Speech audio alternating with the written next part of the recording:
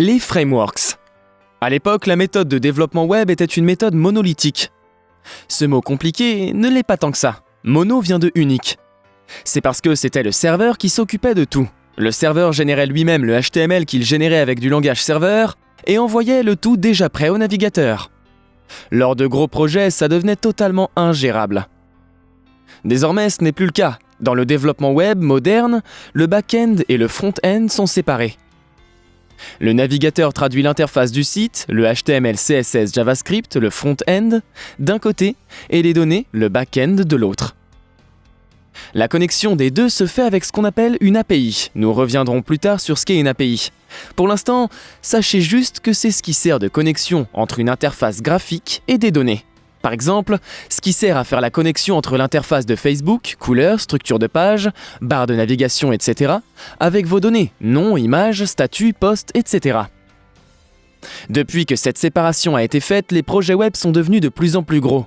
À ce moment-là, sont apparus les frameworks. Qu'est-ce qu'un framework ? Un framework veut littéralement dire cadre de travail. C'est un outil qui nous permet d'être plus efficaces. L'arrivée des frameworks, c'est un peu comme une usine. On peut voir l'arrivée des frameworks dans le web comme la révolution industrielle du web. Comme une usine avec ses machines et ses process, le framework va apporter aussi des outils et des process, afin d'aider les développeurs et les rendre plus efficaces. Les outils varient en fonction des frameworks. En effet, les frameworks back-end, par exemple, vont offrir des facilités à structure ou créer une base de données, faciliter la création d'une API pour l'interface.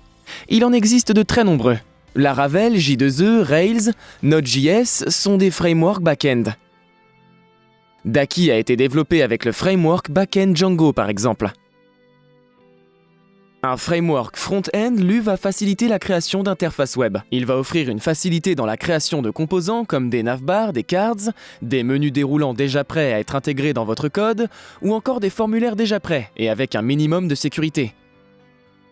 Le framework Bootstrap sert par exemple à créer plus facilement des pages qui sont responsives, c'est-à-dire qui restent bien structurées et lisibles sur les pages mobiles. Les frameworks front-end les plus connus sont Angular, Vue.js et enfin celui utilisé sur Daki, React.js. Nous avons utilisé React.js sur Daki car la communauté React.js est très grande. C'est un grand avantage dans un framework ou lorsque vous apprenez un langage. React.js vous permet aussi d'écrire du HTML, CSS et JavaScript en même temps. Et ça permet d'aller très vite et de bien s'organiser lorsqu'on développe.